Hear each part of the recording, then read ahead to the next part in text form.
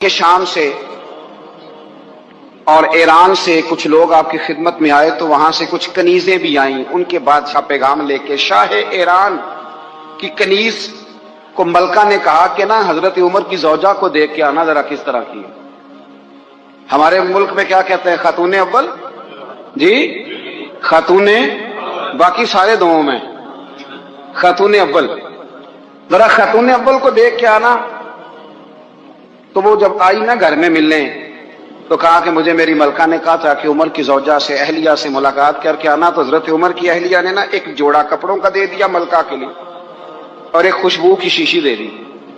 اب جب وہ تحفے وہاں گئے تو اس ملکہ نے نا کچھ سونے کا سامان بھیجا، کچھ زیورات بھیجے، کچھ تحائف بھیجے۔ جب حضرت عمر کے گھر آئے نا وہ خادم لے کے آیا، اس نے کہا جی آپ کی اہلیہ نے تحفے بھیجے تھے، تو جواب میں شاہ ایران کی بیوی نے، یہاں جس ملک کا وہ سفیر تھا انہوں نے بھی یہ بھیجے۔ حضرت عمر فاروق نا وہ تحفے لے کے گھر گئے تو جا کے کہنے لگے اپنی اہلیہ سے، یہ تو کب سے تحفے تحائف بھیجنے لگ گئی ہے، یہ کب سے نظام شروع ہو گیا؟ تو کہ حضور تحفہ دینا لینا تو ٹھیک ہے، سنت ہے، محبت بڑھتی ہے، تو یہ کوئی قباحت نہیں، اور میں نے اپنی ذاتی استعمال کے لیے جو چیزیں رکھی تھی وہ میں نے دی ہیں۔ تو حضرت عمر فاروق رضی اللہ تعالیٰ عنہ فرمانے لگے ہم نے کسی ملک کے ساتھ اور اس کے بادشاہ کے ساتھ ذاتی تعلق نہیں بنانا، تعلق جو بھی بنے گا رسول اللہ کے دین کی برکت سے بنے گا، ذاتی رشتے نہیں ہم نے قائم کرنے۔ ذاتی آپ کے ملک کی جو ایئر لائن جس کا ہر سال خسارے کا ڈنڈورا پیٹا جاتا ہے نا، وہ ہمارے بادشاہ صاحب اور صدر صاحب اگر غیر ملکیوں کو گھوڑا کبھی بھیجنا ہو نا، گھوڑا، تو پورا ایک جہاز گھوڑا لے کے تحفے میں جاتا ہے، پورا جہاز غریب قوم کا یہ سرمایہ، اور قوم بڑی بادشاہ ہے، لائنوں میں لا کے ووٹ دیتی ہے۔ دو کام ہمیشہ لائن میں لا کے کرنے، ایک بل لائن میں لا کے جمع کرانا ہے اور ایک ووٹ لائن میں لا کے، تاکہ پھر پورے 5 سال لائن میں ہی لگے رہیں۔ مرضی سے آپ ووٹ دینا پر جو بات درست ہے اس کو سنو۔ حضرت عمر فاروق رضی اللہ تعالیٰ عنہ نے اپنی اہلیہ سے پوچھا کتنے کا تھا وہ تیرا جوڑا اور خوشبو کی شیشی؟ انہوں نے کہا 3 دینار کی۔ فرمایا یہ 3 دینار تیرے اور باقی جو تحفے آئے ہیں وہ تو خود کہہ، چونکہ اس نے تیرے نام بھیجے ہیں، تو کہہ کہ میں مال غنیمت میں دیتی ہوں، تو کہہ میں مسلمانوں کو کہہ۔ تو زوجہ ہنس پڑی، کہنے لگی میں نہ بھی کہوں تو مجھے کہنا تو پڑے گا ہی، کہنا تو میں نے ہے ہی، کیونکہ سامنے عمر فاروق ہیں، لہذا فرمایا کہہ دیتی ہوں میں نے دیا خزانے کو۔ حضرت عمر نے جمع کرا لیا۔ میں یہ کیا بات ہے، میرے گھر والے جو مرضی کریں، ان کا معیار زندگی جس طرح کا مرضی ہو۔ اور حضرت عمر ایک جملہ کہا کرتے تھے، اللہ کرے کہ یہ باتیں اس دور حاضر میں ہماری سمجھ میں آئیں۔ حضرت عمر فاروق رضی اللہ تعالیٰ عنہ اپنے بچوں کو فرمایا کرتے تھے کہ بہت آدمی کو بھوک لگی ہو نا اور پھر اس کی پسند کا کھانا پکا ہو تو اتنے شوق سے وہ اس کھانے کو دیکھتا ہے نا، فرمایا اس طرح پوری قوم اپنے بادشاہوں کے خاندان کو دیکھتی ہے، اس تیزی کے ساتھ دیکھتے ہیں کہ ان کے گھر میں کیا ہو رہا ہے، ان کا معیار زندگی کیا ہے، ان کا سٹیٹس کیا ہے۔ سیدنا فاروق اعظم رضی اللہ تعالیٰ عنہ نے اپنے گھر کے اندر اپنے بچوں، آپ کے بچے دونوں کاروبار کے لیے مصر گئے تو وہاں کے گورنر صاحب نے لوگوں سے، ایک بہت بڑا قافلہ گیا مدینے سے مصر تجارت کے لیے، جاتے ہیں نا آج بھی قافلے کئی ملکوں میں، تو یہ گئے تجارت کے لیے۔ تو حضرت عبداللہ ابن عمر، حضرت عبید اللہ ابن عمر، حضرت عمر کے دونوں بیٹے گئے۔ جناب عمر فاروق کے بچے جب وہاں پہنچے تو مصر کے گورنر نے نا لوگوں کو تعارف کرایا کہ یہ عمر فاروق کے بیٹے ہیں، یہ حضرت یہ چودھری کے بیٹے کو کون بتاتا ہے کہ تو چودھری کا بیٹا ہے؟ باہر والے بتاتے ہیں، گھر والے جی، اور سیٹھ صاحب کے بیٹے کو کون بتاتا ہے کہ تو سیٹھ صاحب کا بیٹا ہے؟ اور مالک کو کون بتاتا ہے کہ تو مالک کا بیٹا ہے اور یہ کرایہ دار ہے؟ یہ کون بتاتا ہے؟ یہ سوچ ہم دیتے ہیں بچوں کو، چودھری اور کمی کی سوچ، امیر اور غریب کی سوچ، مالک اور کرایہ دار کی سوچ، گھر کے مالک کی اور کام کرنے والے کی سوچ، یہ ہم دیتے ہیں۔ یاد رکھنا یہ ہم دیتے ہیں، یہ ہمارا مزاج ہے، یہ باہر سے نہیں آتی۔ تو کوئی شہزادہ ہے، تو سیٹھ ہے، تو نواب ہے، یہ سوچ باہر سے نہیں آتی، یہ اماں سوچ دیتی ہے، اماں، یہ ابا سوچ دیتا ہے۔ اور پھر جب تباہی اترتی ہے تو اس کے ذمہ دار بھی باہر والے نہیں ہوتے، گھر والے ہوتے ہیں، گھر والے۔ ہمارے بچوں کی طبیعتوں پر زیادہ نقش باہر والوں کا نہیں ہوتا، گھر والوں کا ہوتا ہے، یاد رکھیے گا۔ حضرت عمر فاروق رضی اللہ بچے ہیں، شہزادے ہیں، وہ کاروبار کرنے گئے اور وہاں لوگوں نے بتایا گورنر صاحب نے کہ یہ فاروق اعظم کے بچے امیر المومنین کے. لوگوں نے ان سے زیادہ مال خریدا، تجارت میں زیادہ نفع ہوا. ظاہر ہے کہ وہ آپ کے جو اللہ خیر کرے حکمران ہیں، ان کے کاروبار کتنے ملکوں میں ہیں، کس بنیاد پر ہیں؟ وہ صرف اس بنیاد پر کہ وہ حکمران رہے، ان کے لیے آسان تھا بڑے لوگوں سے تعلقات بنانا. حضرت عمر فاروق رضی اللہ تعالیٰ عنہ کے بچے ڈھیروں مال کما کے جب واپس آئے نا، تو حضرت عمر سے آ کے بچوں نے بطور محبت کا ابا جی اللہ نے بڑا ہی فضل کیا ہے، بڑا مال کمایا الحمدللہ، یہ دیکھیں کتنا نوازا ہے. تو حضرت عمر کہنے لگے سارے قافلے نے اتنا ہی کمایا ہے، سارے قافلے نے اتنا ہی کمایا ہے؟ تو حضور نہیں، سارے قافلے نے اتنا نہیں کمایا، سب کو اتنا نہیں ملا. وہ تو وہاں گورنر صاحب نے لوگوں کو تعارف کرایا تھا کہ یہ عمر کے بچے ہیں، تو لوگوں نے پھر ہم سے بڑا ہی خریدا. تو حضرت عمر فرمانے لگے ٹھیک ہو گیا، میں بات سمجھ گیا، اس طرح کرو جو تمہاری اصل زر تھی نا، جو راز تھی وہ رکھ لو اور باقی سارا مال مال خزانہ میں جمع کرا دو، اس لیے کہ یہ تم نے تجارت نہیں کی، یہ تم نے اپنے باپ کا نام بیچا ہے، یہ تم نے امیر المومنین کے بیٹے ہونے کا فائدہ اٹھایا ہے. فرمایا یہ تمہارا نہیں حق، یہ مسلمانوں کا ہے، اس لیے کہ یہ مال تم نے محنت سے نہیں کمایا، یہ باپ کی کرسی کا فائدہ اٹھایا ہے. اور فرمایا اگر تم نے مال جمع نہ کرایا تو میں مال بھی لے لوں گا زبردستی اور کوڑے بھی ماروں گا، ڈبل سزا دوں گا. مرضی سے جمع کراؤ گے تو کوڑوں سے بچ جاؤ گے. بڑے بیٹے نے تو جمع کرا دیا تو چھوٹا تھوڑا پریشان ہوا. تو حضرت عبداللہ ابن عمر چھوٹے کا ماتھا چوم کے کہنے لگے بیٹے چپ کر کے جمع کرا، یہاں بھی فخر کر کے ہم عمر کے بیٹے ہیں اور قیامت میں بھی فخر کریں گے کہ ہم فاروق اعظم کے بیٹے ہیں. یہاں بھی ناز کریں گے اور وہاں بھی ناز کریں گے کہ عمر کے بچے ہیں. ہمارے باپ نے خود بھی حلال ہی کھایا ہے اور جب ہماری کمانے کی باری آئی ہے تو ہمیں حکم بھی حلال کھانے کا دیا. بھائی ہمارا مزاج نہیں. بچہ جب لے کے آتا ہے 2 لاکھ روپیہ تو کبھی پوچھے کہاں سے آیا ہے؟ جب وہ پہلے دن غلط دوستوں کے پاس جا کے بیٹھتا ہے تو کبھی نکالا گھر سے اسے؟ یہ بہت سارے خمیازے ہمیں اس لیے بھگتنے پڑتے ہیں کہ ہم ابتدا میں سوراخ بند نہیں کرتے. جب اس میں شکاف پڑ جاتا ہے، سیلاب آتا ہے تو ہمیں ہوش آتی ہے. حضرت عمر نے اپنے گھر میں نگرانی رکھی، کڑی نگرانی. زیادہ نماز گھر میں پڑھتے تھے حضرت عمر، نفلی نمازیں زیادہ کیوں بلا؟ بھائی یاد رکھیں کہ آپ نے اگر سجدہ کرنا ہے تو بچہ لیٹ جائے گا، وہ اسے پتا کوئی نہیں سجدہ کیا ہے. لیکن جب گھر میں کبھی قرآن ابا جی کھول لینا، جب ابا جی کا موڈ بن جائے نا لیکچر دینے کا، وہ گھر میں شروع ہو جاتے ہیں، کہتے ہیں آپ لوگ نماز نہیں پڑھتے اس لیے میرے کاروبار میں برکت کوئی نہیں، تم سویرے قرآن پاک نہیں کھولتے تو میں تباہ ہو گیا. تو میاں آپ نے کب گھر میں قرآن پاک کھولا تھا؟ آپ نے کب نماز پڑھی؟ آپ نے کب گھر کے اندر اللہ رسول کا ذکر کیا تھا؟ آپ نے کب حدیث چھیڑی؟ آپ نے بھی تو گھر کے اندر جب بھی آپ آئے ہیں تو آپ نے وہی کچھ کیا جو دنیا دار کرتے ہیں. آپ بھی تو اپنا موبائل لے کے الگ کونے میں بیٹھتے ہیں. آپ نے بھی تو کہا ہے کہ اب تمہارے چینل ختم، اب میری مرضی والا چلے گا. تو جو آپ نے کیا ہے بچے بھی وہی کام کریں گے. آپ نے بھی گپ شپ لگائی ہے تو وہ بھی لگا رہے ہیں. یہ سمجھ لیں جو کام آپ کریں گے آپ اپنے بچوں کی سیرت میں اس کا جلوہ دیکھ لیں گے. بڑی پکی سی بات ہے کہ آپ کو بچے کی عادتیں دیکھ کے سمجھ آ جائے گی کہ میں بھی یہی کرتا تھا اور یہ بھی.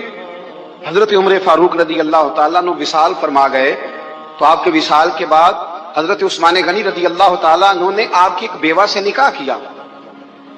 حضرت عمر کی ایک بیوہ سے جب وہ آپ کے نکاح میں آئی تو کہنے لگی حضرت عثمان غنی سے کہ حضور نہ تو میں خوبصورت ہوں اور نہ میں جوان ہوں، نہ آپ کی کوئی خدمت کر سکتی ہوں، میرے ساتھ نکاح کرنا سمجھ میں نہیں آیا.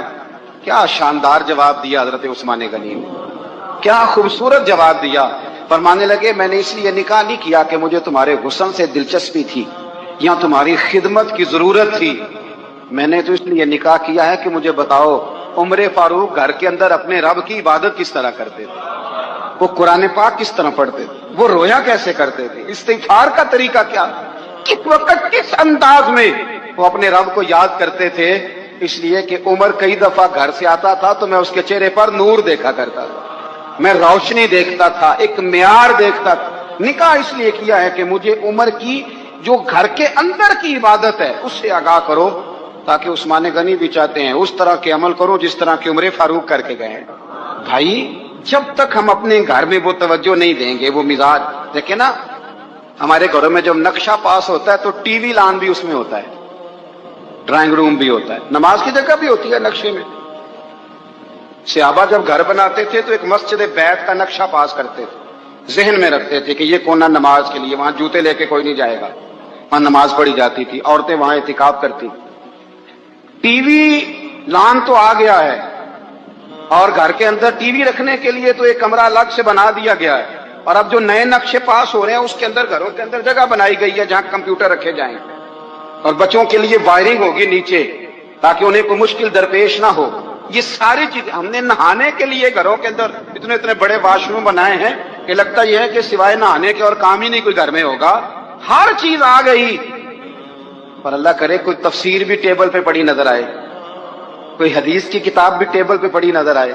اللہ کرے کہ جس طرح ابا لطیفہ سن کے آتا ہے تو جب تک سنا نہ لے اسے ہضم نہیں ہوتا، اللہ کرے کہ وہ جمعے میں بیان سن کے جائے تو اس کا بھی دل کرے میں اپنے بچوں کو سناؤں۔ وہ نبی پاک کی کوئی حدیث کہیں سے سنے تو گھر جا کے سنائے۔ جب تک یہ معیار نہیں بنتا، آپ کیسے توقع کرتے ہیں کہ گھر کے اندر اللہ کی رحمتیں نازل ہوں گی؟ آپ یہ کیسے توقع کرتے ہیں کہ گھر کے اندر وہ معیار اور وہ مزاج بنے گا؟ حضرت عمر فاروق نے ذاتی زندگی پر جو توجہ دی، گھر والوں کے معیار پر جو توجہ دی حضرت عمر فاروق رضی اللہ تعالیٰ عنہ نے، وہ بھی بڑی دیدنی ہے۔ حضرت ابو موسیٰ اشعری کو نا آپ نے وزیر خزانہ بنایا، وزیر خزانہ۔ تو حضرت ابو موسیٰ اشعری کہتے ہیں کہ حضرت عمر کو شے خزانے میں رہنے تو دیتے نہیں تھے۔ تو ایک دن میں صفائی کر رہا تھا اس کمرے کی جس میں خزانہ رہتا تھا۔ ہمارے تو ملک میں جو جاتا ہے وہ صفائی کر کے ہی جاتا ہے، اللہ خیر کرے۔ اور خیر معیار بدلتا ہے، جو پچھلی حکومت ہوتی ہے وہ قرضہ اٹھاتی ہے، وہ باہر سے جاتی ہے تو قرضہ لے کے آتی، اور جو نہیں آتی ہے وہ کہتی ہے ہمیں پیکج مل گیا ہے، وہ قرضہ نہیں اٹھاتے۔ ان کو کیا ملتا ہے؟ یعنی پچھلی نے قرضہ لیا تھا اور ہم نے، واہ جی واہ کیا خوبصورت انداز ہے، اس کا نام بدل کے نا، انہوں نے قرضہ لیا تھا اور ہم نے، میں کہا بڑے شاندار سیانے بندے ہو گئی۔ اور اللہ تعالیٰ خیر فرمائے، ہمارے جو بڑے شاندار قسم کے دوست ہیں نا، شاندار، جن کا ادب سے نام لیتے ہیں، وہ عرب کے بادشاہ ہیں۔ ہم تو عرب خالی کہتے بھی نہیں، عرب شریف کہتے ہیں، عرب شریف۔ انہوں نے پتہ کیا کیا ہے؟ انہوں نے اس طرح کیا ہے کہ جو کشمیریوں کا قاتل تھا نا، اس کے گلے میں میڈل ڈال دیا ہے۔ یہی کام وہ کرتے رہتے۔ انہوں نے پہلے انہیں بلا کے مندر بھی بنوائے تھے، ہمیں کوئی شکوہ نہیں، ان کی زمین ہے، اللہ تعالیٰ توفیق عطا کرنے والا ہے۔ پر خیال یہ تھا کہ چلو کشمیریوں کے زخموں پر نمک نہ چھڑکتے، 2 مہینے انتظار کر لیتے، کچھ حالات سنور جاتے، کچھ تھوڑا انتظار۔ ہیں ہمارے دوست، ہمارے وزیر اعظم صاحب جب جاتے ہیں تو وہ پھولوں کا ہار ڈالتے ہیں ہمارے دوست، لیکن انہیں وہ حدیث یاد نہیں کہ نبی پاک علیہ السلام نے فرمایا جب میرے مومن کو تکلیف ہوتی ہے تو مجھے بھی گنبد خضرا میں تکلیف ہوتی ہے۔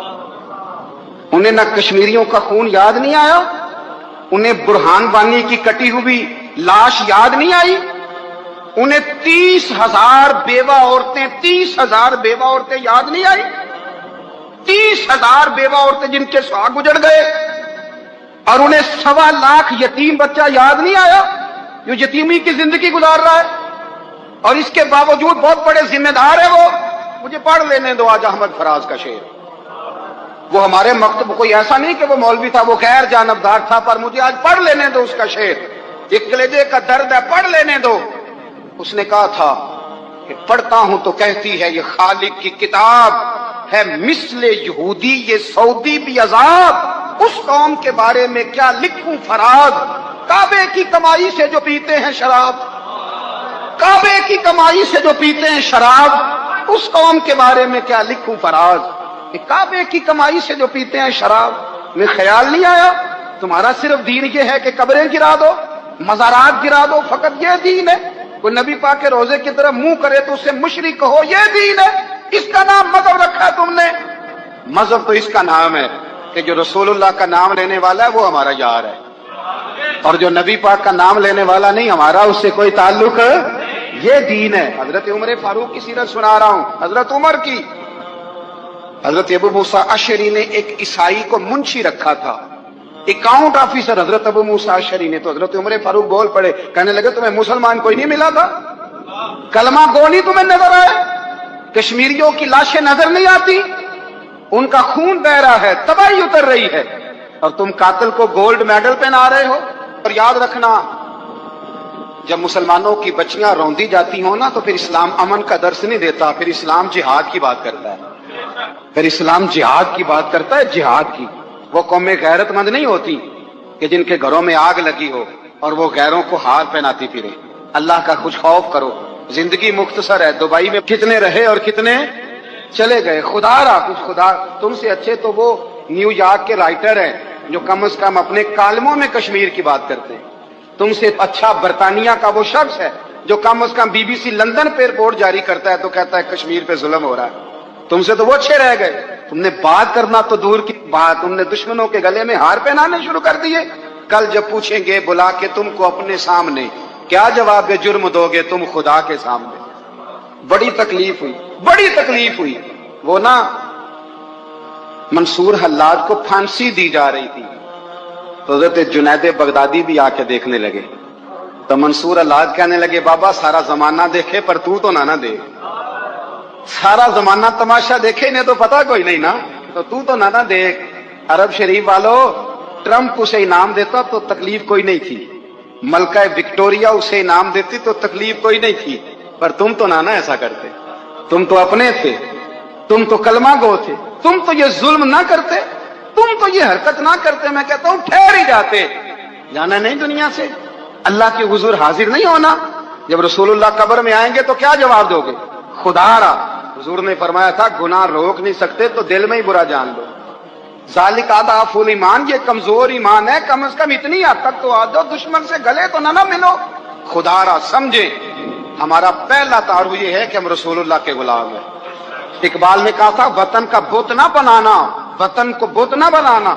اقبال کہنے لگے ان تازہ خداؤں میں بڑا سب سے وطن ہے، جو پیرہن اس کا ہے وہ مذہب کا کفن ہے، اس لیے کہ بازو تیرا توحید کی قوت سے قوی ہے، اسلام تیرا دیس ہے، اسلام تیرا دیس ہے۔ کیونکہ تو مصطفی ہے، تو نبی پاک والا ہے، مصطفیٰ والا، اسلام تیرا دیس ہے، تو مصطفی ہے۔ امریکہ میں جو مسلمان رہتا ہے ہمارا بھائی ہے، اور پاکستان میں جو مرزائی رہتا ہے اس سے ہمارا کوئی تعلق نہیں ہے۔ حضرت عثمان غنی نے اپنے چچا کے بیٹے سے کہا تھا کہ تو کلمہ نہیں پڑھتا تو تیرا میرا رشتہ کوئی نہیں۔ بلال حبش سے آیا ہے پر میرے نبی کا غلام ہے تو سگے بھائیوں سے بھی آگے ہے۔ ہزاروں قومیں وجود میں آئیں دہر میں خشک و تر کے رشتے سے، پر ہم نے بنیاد دوستی رکھی یاد خیر البشر کے رشتے سے۔ اپنی ملت پر قیاس اقوام مغرب سے نہ کر، خاص ہے ترکیب میں قوم رسول ہاشم۔ کچھ خیال کرے، پہلا تعارف دین ہے، اگر دین نہیں تو پھر کسی وطن کی کوئی ضرورت، اس لیے کہ پاکستان کا تصور اقبال نے پیش کیا نا، تو اقبال کہنے لگے ان تازہ خداؤں میں بڑا سب سے وطن ہے جس کو تم بت بنا کے پوجتے ہو۔ ہمارا وطن تو ہمیں جان سے زیادہ پیارا ہے، پر پہلے پاکستان نہیں، پہلے اسلام، پہلے اسلام تیرا دیس ہے، تو مصطفی ہے۔ تو آمدام برسر مطلب حضرت عمر فاروق رضی اللہ تعالی عنہ۔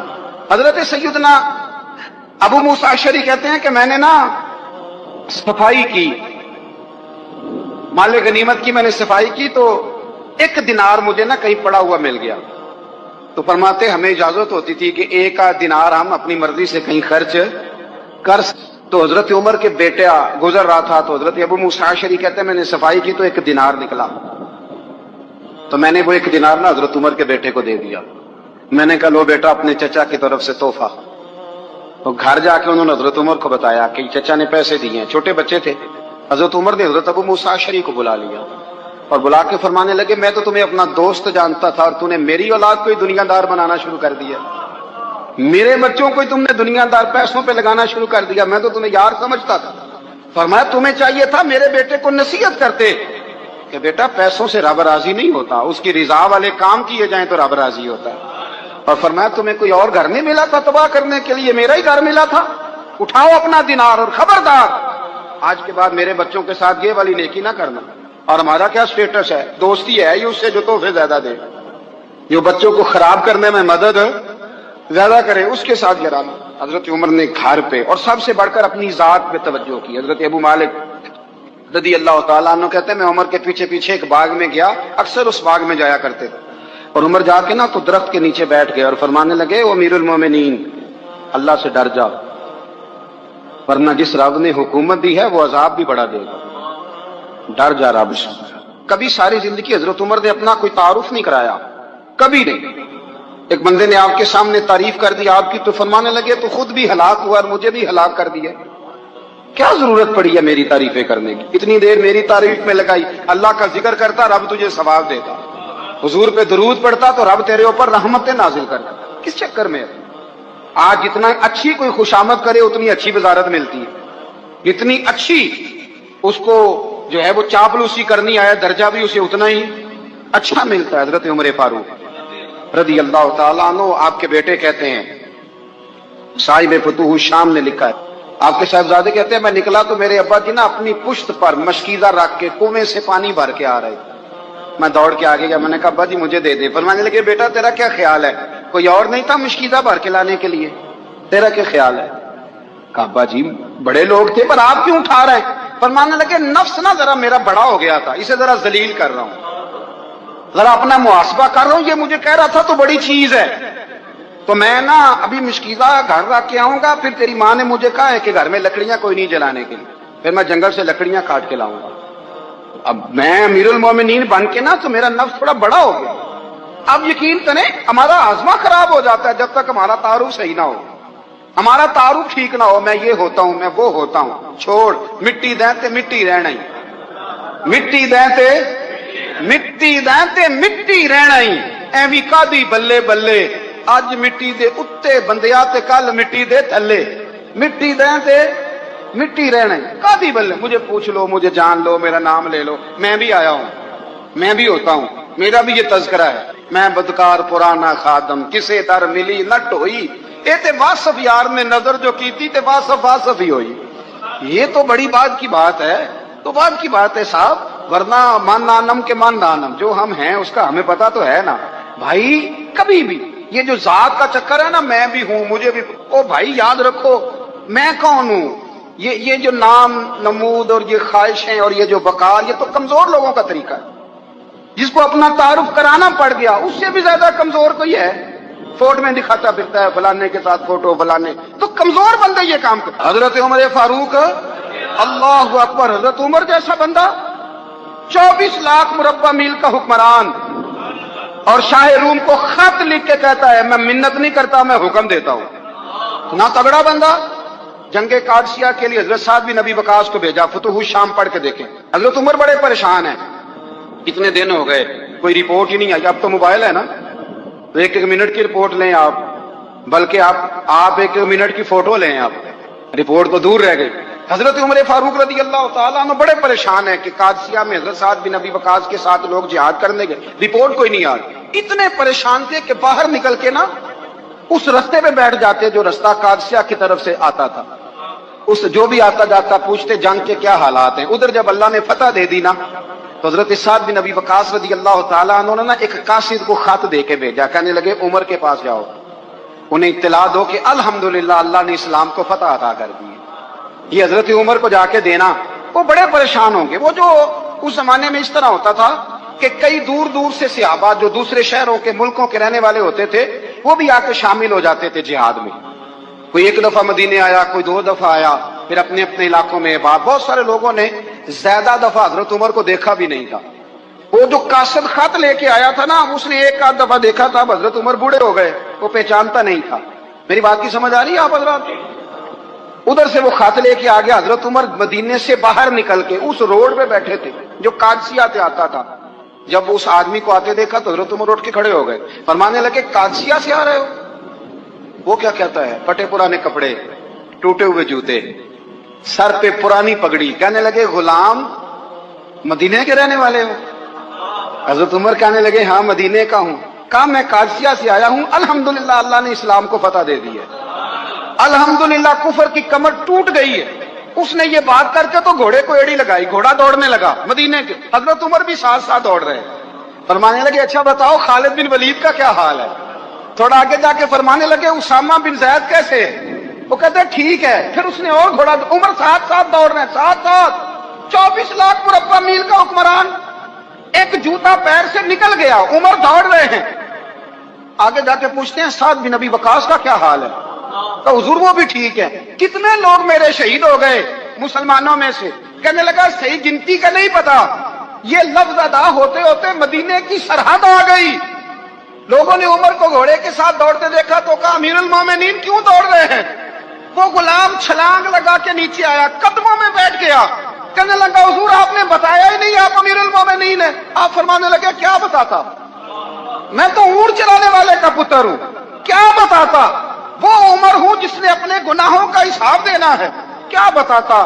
जो साद बिन अबी वकास को जिहाद पे भेज के खुद बुज़दिलों की तरह घर में बैठा है, क्या बताता? कोई हैसियत नहीं, कोई तार, तूने अच्छा किया, तू तो मुजाहिद था, मुझे साथ साथ दौड़ाया, तूने अच्छा किया। जितने लोग थे चीखे मार के रोने लगे।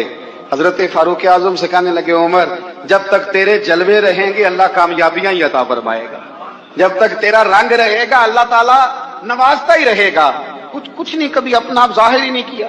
बहुत बड़े थे, बहुत बड़े थे हजरत उमर, बड़े थे, लेकिन सारी जिंदगी अपने मुहाज। हजरत अबू राफे गुलाम थे, कुरान पाक बड़ा सोना पढ़ते थे। हजरत उमर जब भी उन्हें मिलते कहते अबू राफे तो उमर से अच्छा है, कुरान बड़ा शानदार पढ़ता है।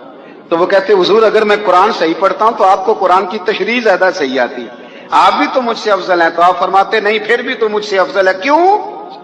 इसलिए कि तू अपने गुलाम अपने आका की नौकरी भी ठीक करता है और रब की इबादत भी ठीक करता है, और मुझे खाली सिर्फ इबादत करनी होती है वो भी ठीक नहीं कर पाता। सारी जिंदगी अपना मुहासबा, सारी जिंदगी अपने गिरेबान में देखा, सारी जिंदगी अपने आप को परखा, अपने आप को टटोला। 62 साल उम्र बीत गई। हजरत हुज़ैफा बिन यमान एक सहाबी थे, मेरे नबी करीम अलैहिस्सलाम ना उनसे राज की बातें करते थे। हर बंदे का आजमा ठीक नहीं होता, सबसे राज की बात नहीं करनी चाहिए। हजरत हुज़ैफा बिन यमान कहते हैं हुजूर राज की बातें बताते। मदीना मुनव्वरा में जो मुनाफिकीन थे उनकी लिस्ट भी नबी पाक ने हजरत हुज़ैफा बिन यमान को दी थी। जब कोई मशकूक आदमी मर जाता ना तो सहाबा कहते हम देखते अगर हजरत हुज़ैफा ने जनाजा पढ़ा है तो हम भी जनाजा पढ़ लेते। नबी पाक ने भी कुछ जनाजे नहीं पढ़े, तिरमिजी में है, फरमाया उस्मान से जो बुग़्ज़ रखे उसका जनाजा नहीं पढ़ेंगे। हजरत हुज़ैफा बिन यमान अगर जनाजा पढ़ते तो लोग पढ़ते, वो ना पढ़ते तो लोग जनाजा ना पढ़ते। हजरत हुज़ैफा बिन यमान कहते हैं जनाब उमर फारूक की खिलाफत के आखिरी अय्याम थे, कुछ दिनों के बाद वो शहीद हो गए। फरमाते आधी रात का वक्त था, मैं घर में सोया था बड़ा बेफिक्र, अचानक मेरे दरवाजे पे दस्तक हुई, मैं घबरा के उठा, इतनी रात को कौन आया? कहते कुर्बान जाऊं, दरवाजे पे गया तो अमीरुल मोमिनीन फारूक आजम दरवाजे पे। मैंने कहा उमर कोई हुक्म था तो मुझे बुला लेते। कहने लगे मैं ना अमीर बन के नहीं आया, तेरा वीर बन के आया हूं। अमीरुल मोमिनीन की हैसियत से सरकारी काम से बुलाता तो वहां बुलाता, मुझे एक जाती काम पड़ गया। कहते मैंने उमर को घर के अंदर बुला के चारपाई पे बिठाया, मैंने कहा हुजूर मैं गरीब आदमी हूं, मैं क्या आपके काम आ सकता हूं? तो कहते उन्होंने ना मुझे साथ बिठा लिया, फिर मेरा हाथ पकड़ लिया, कहने लगे तू उमर को जानता है? उमर झूठ नहीं बोलता। तू जानता है? तो उमर वादों का पक्का है। कहा हुजूर जानता हूं। कहा मैं उस वक्त आया हूं जब देख भी कोई नहीं रहा। हजरत हुज़ैफा बिन यमान कहते हैं परेशान हो गया, हुजूर पहेलियां ना बुझवाए, मेहरबानी कर बताए किधर आए हैं। हजरत उमर फारूक फरमाने लगे 62 साल का हो गया हूं, 63वां चल रहा है, दाढ़ी सफेद हो गई है, पल पक गया, उठ फरीदा सुत्या, दाढ़ी आ गई पूर, अग्गा नेड़े आ गई, पिछा रह गई दूर। अब कब्र अशर का मामला साफ नजर आने लगा है। कहा हुजूर मुझसे क्या चाहते हैं? हजरत उमर रो पड़े, कहने लगे आज मैं इशा के बाद निकला हूं तो नबी पाक के सहाबा मुझे नेक कह रहे थे, फिर मैंने बच्चों की मां से और बच्चों से भी पूछा है, वो भी मुझसे राजी हैं। और हुज़ैफा तेरे साथ नबी पाक राज की बातें करते थे, सच बता कहीं उमर का नाम मुनाफिकों में शामिल तो नहीं? सच बताओ उन मुनाफिकीन में तो शामिल नहीं, कहीं ऊपर ऊपर से तो नहीं सारा कुछ? हजरत हुज़ैफा बिन यमान कहते हैं मैं बाप के मरने पे इतना नहीं रोया जितना उमर के सवाल पे रोया। मैं कदमों में बैठ गया, मैंने कहा नहीं उमर ये तो मैंने नहीं सुना, लेकिन ये मैंने नबी पाक से जरूर सुना है कि मेरे बाद अगर कोई नबी होता तो उमर इब्ने खत्ताब होता। ये मैंने अपने कानों से सुना है कि उमर जिस गली से गुजरे शैतान रास्ता बदल जाता है। ये मैंने अपने कानों से सुना है कि 950 साल हजरत जिब्रील जनाब उमर की शान बयान करें तो फिर भी बयान नहीं हो सकता। ये मैंने जरूर सुना। दोस्तों सारी जिंदगी हजरत उमर ने अगर दूसरों का मुहासबा किया तो अपना और अपने बच्चों का भी कड़ा ख्याल रखा, अपनी जात पर बड़ी तवज्जो दी। जो लोग अपना भूल जाते ना, हमें अपनी सेहत का बड़ा ख्याल है, لیکن اپنی روحانی زندگی کا کوئی خیال نہیں ہے، قلبی زندگی کا کوئی تصور نہیں۔ آپ یقین کریں موٹا آدمی کمزور ہونے کے لیے جدوجہد کر رہا ہے، کمزور طاقتور ہونے کے لیے، لیکن جس کو کتنے دن بیت گئے اللہ رسول کی یاد میں رویا ہی نہیں، کتنے دن بیت گئے نہ سننے کو دل ہی نہیں چاہا، جسے مہینوں بیت گئے اور قرآن پاک کی طرف نظر ہی نہیں گئی، وہ فکر مند ہی نہیں۔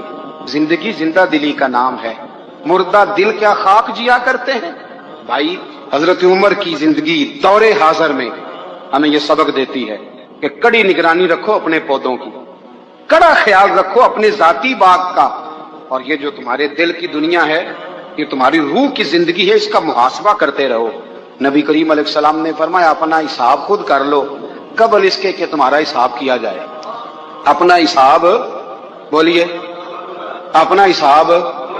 ہم ساری دنیا کا حساب کرتے پھرتے ہیں، کوئی کہاں سے کماتا ہے کہاں کھاتا ہے، پر اپنا حساب حضور نے فرمایا حساب کر لو قبل اس سے کہ تمہارا حساب۔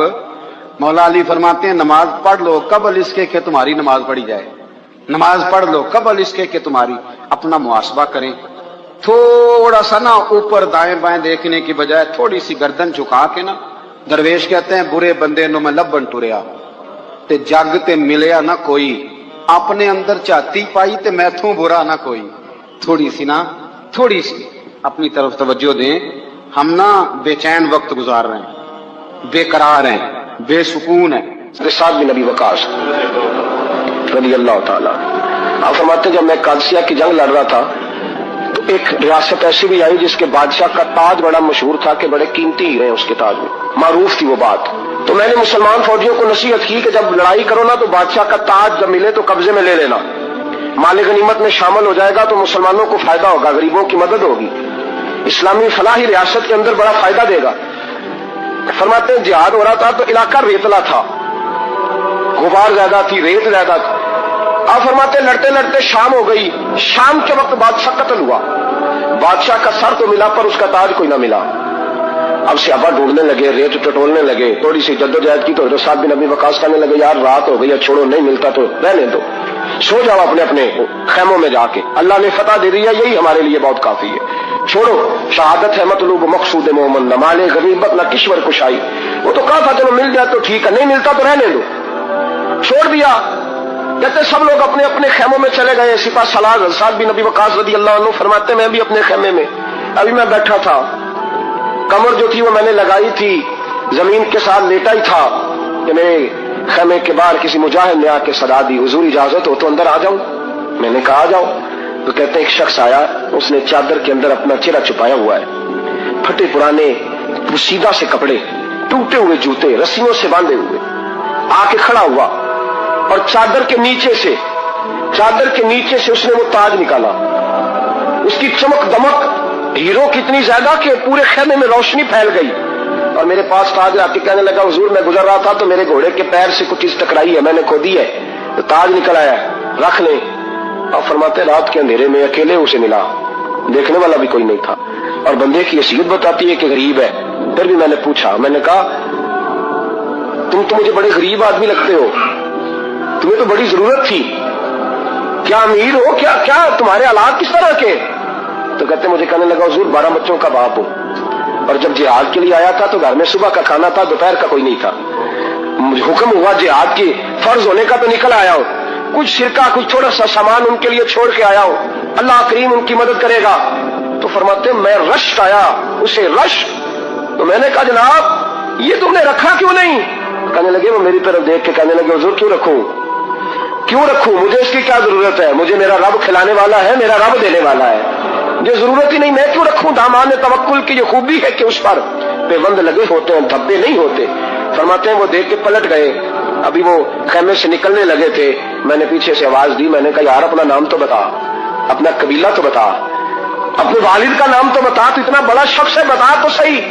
تو فرماتے انہوں نے رخ نہیں پھیرا، پلٹ کے میری طرف نہیں دیکھا، چہرہ بال کی جانب، اور کھڑے کھڑے کہنے لگے حضرت سعد بن ابی وقاص سے حضور میں نے یہ کام آپ کے لیے نہیں کیا، یہ کام میں نے لوگوں کو اپنے باپ کا اور قبیلے کا نام معروف کرانے کے لیے نہیں کیا، میں نے یہ کام رب اور اس کے رسول کے لیے کیا ہے، اور جس رب رسول کے لیے کیا ہے وہ میرا نام بھی جانتے ہیں، میرے باپ کا نام بھی جانتے ہیں، میرا قبیلہ بھی جانتے ہیں۔